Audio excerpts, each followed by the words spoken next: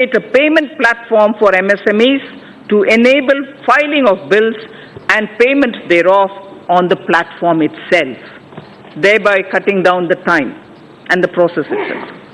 Encouraged by the overwhelming response, the Government of India has decided to extend the pension benefit to about 3 crore retail traders and shopkeepers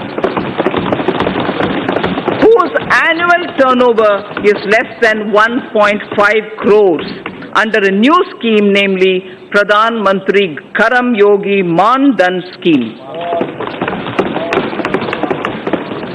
Enrollment into the scheme will be kept simple, requiring only Aadhaar and a bank account, and the rest will be on self-declaration. We recognize that investment-driven growth requires access to low-cost capital.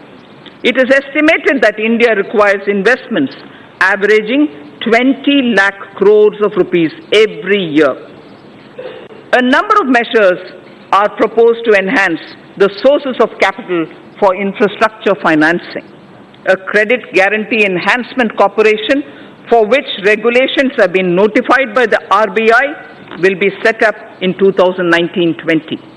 An action plan to deepen the market for long-term bonds, including for deepening markets for corporate bond repos, credit default swaps, etc., with specific focus on infrastructure sector, will be put in place. It is proposed to permit investments made by FIIs and FPIs in debt securities issued by Infrastructure Debt Fund, non-bank finance companies, the IDF, NBFCs, to be transferred, sold to any domestic investor within specified lock-in period. Corporate debt markets are crucial for the infrastructure sector. Given the need to further deepen bond markets, a number of measures are proposed to be taken up. To deepen the corporate tri-party repo market in corporate debt securities, government will work with regulators, the RBI and the SEBI, to enable stock exchanges to allow AA-rated bonds as collaterals. User-friendliness of trading platforms for corporate bonds will be reviewed, including issues arising out of capping of International Security Identification Number, the ISIN. It's right time to consider increasing minimum public shareholding in the listed companies. I have asked SEBI to consider raising the current threshold of 25% to 35%. As a key source of capital to the Indian economy, it is important to ensure a harmonized and hassle-free investment experience for foreign portfolio investors. Hence, it is proposed to rationalize and streamline the existing Know Your Customer, the KYC norms for FPIs to make it more investor-friendly without compromising the integrity of cross-border capital inflows. It is time to take our capital markets closer to the masses and meet various social welfare objectives, inclusive growth and financial inclusion. I propose to initiate steps towards creating an electronic fundraising platform, a social stock exchange, under the regulatory ambit of Securities and Exchange Board of India, the SEBI, for listing social enterprises and voluntary organizations.